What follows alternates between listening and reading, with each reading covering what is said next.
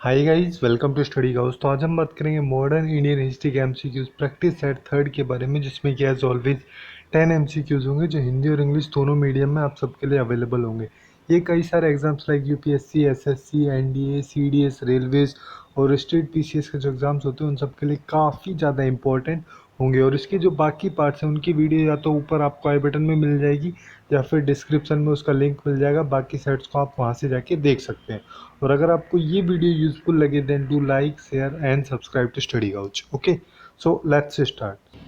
सो first question है यहाँ पे बेसिकली जो कम्युनल अवार्ड जिनको सांप्रदायिक पुरस्कार बोलते हैं उनके बारे में है। तो यहाँ पे ये पूछा गया है कि जो कम्युनल अवार्ड्स इंडिया में अनाउंस किए गए थे तो उस टाइम में इंडिया का वाइसराय कौन था। तो कम्युनल अवार्ड जिनका बेसिक मतलब ये था कि जो सेपरेट इलेक्टोरेट थे, हिंदू, मुस्लिम, सिख और अनटचेबल्स, उन सब के लिए उन सारे कम्युनल अवार्ड्स को अनाउंस किया गया था। और ये उस टाइम पे 1932 में 1932 में 16 अगस्त को अनाउंस किए गए थे। उस टाइम जो ब्रिटिश के प्राइम मिनिस्टर थे राम से मैकडोनल्ड, उनके द्वारा। और उस टाइम पे इंडिया में जो वाइसराय थे वो थे लॉर्ड विलिंगडन। तो यहाँ पे इस क्वेश्चन का जो करेक्ट आंसर होगा वो हो जाएगा ए। अब नेक्स्ट क्वेश्चन की अगर हम बात करें तो नेक्स्ट क्वेश्चन में बेसिकली यहाँ पे ये पूछा गया एक पार्टी है जिसका नाम है बोल्शेविक लेनिन पार्टी, जो कि 1941 में 1941 में इस पार्टी को इस्टेब्लिश किया गया था कलकत्ता में।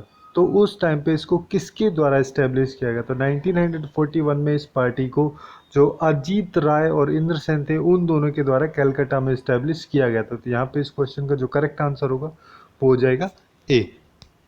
अब नेक्स्ट क्वेश्चन की अगर हम बात करें तो नेक्स्ट क्वेश्चन में बेसिकली यहाँ पे ये पूछा गया कि एक नोटेबल न्यूज़पेपर था जिसको कि जाम जमशेद के नाम से जाना जाता था, तो उसको किसके द्वारा पब्लिश किया जाता था?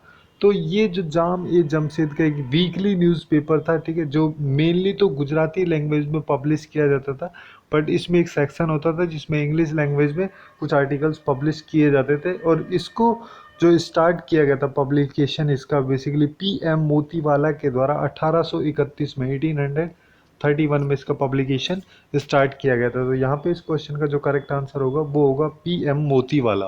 ओके, अब नेक्स्ट क्वेश्चन है। नेक्स्ट क्वेश्चन में बेसिकली यहाँ पे ये पूछा गया कि जब 1857 का जो रिवॉल्ट हुआ था, जिसको 1857 की क्रांति के नाम से भी जाना जाता है, तो ये जो चार ऑप्शंस दिए गए, चार टेरिटरीज के यहाँ पे ऑप्शन दिए गए, इनमें से कौन सी टेरिटरी उस 1857 के रिवॉल्ट से अफेक्टेड नहीं हुई थी? तो यहाँ पे जो वो टेरिटरी थी वो थी चित्तौड़ की, ठीक है, वो उस रिवॉल्ट से अफेक्ट नहीं हुई थी। उसके अलावा जैसे बाकी ऑप्शंस जो हैं, झांसी है, जगदीशपुर है, लखनऊ जो है, ये काफ़ी ज़्यादा मतलब एकदम हॉटस्पॉट रहे थे जो 1857 का रिवॉल्ट था उसके लिए। तो यहाँ पे इस क्वेश्चन का जो करेक्ट आंसर होगा वो होगा टेरिटरी ऑफ चित्तौड़। तो correct answer will be B.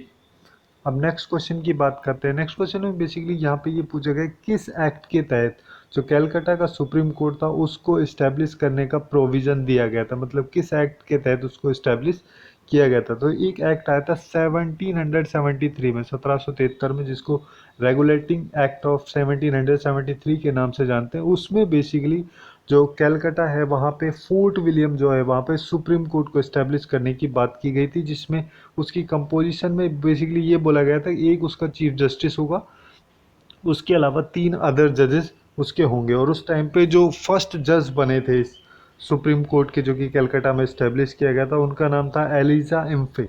Okay, तो यहाँ पे इस क्वेश्चन का जो करेक्ट आंसर होगा वो हो जाएगा ए।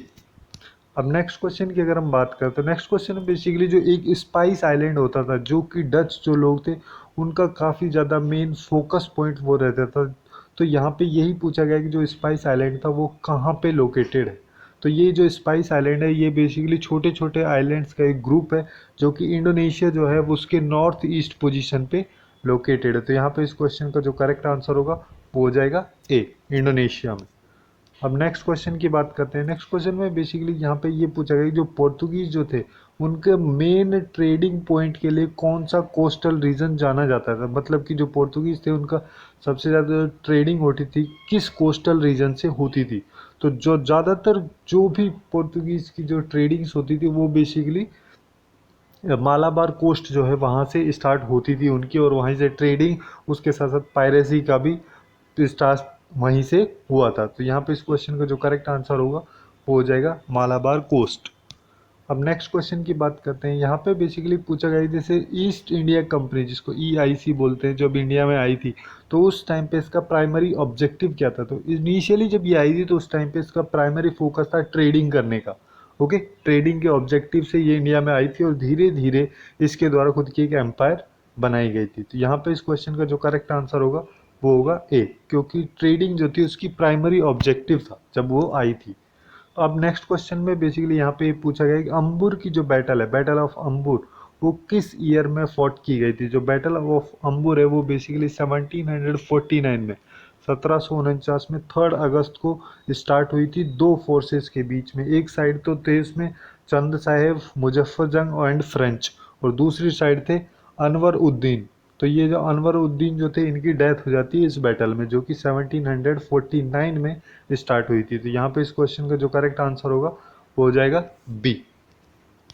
अब नेक्स्ट एंड लास्ट क्वेश्चन की बात करते हैं इस सेगमेंट का, जिसमें बेसिकली ये पूछा गया है कि जो secretary of state for India, ये एक पोस्ट स्टार्ट हुई थी सेक्रेटरी ऑफ स्टेट, तो इसको फर्स्ट कौन अपॉइंट किया गया था इस पोस्ट पे। तो जो लॉर्ड स्टैनली जो थे वो फर्स्ट होल्डर थे इस पोस्ट के, जिसको कि सेक्रेटरी ऑफ स्टेट या राज्य सचिव के नाम से जाना जाता है। उनके द्वारा ये पोस्ट 1858 से 1879, 1858 से 1859 के बीच में उनके द्वारा इस पोस्ट पे रहा गया था। तो यहाँ पे इस क्वेश्चन का जो करेक्ट आंसर होगा हो जाएगा ए, लॉर्ड स्टैनली। तो यही थे कुछ top 10 MCQs modern Indian history के सेगमेंट थर्ड से रिलेटेड। सो आज के लिए बस इतना ही। Hopefully you guys find it useful, and if you find it useful then do like share and subscribe to study Couch. Thanks for watching and have a good day.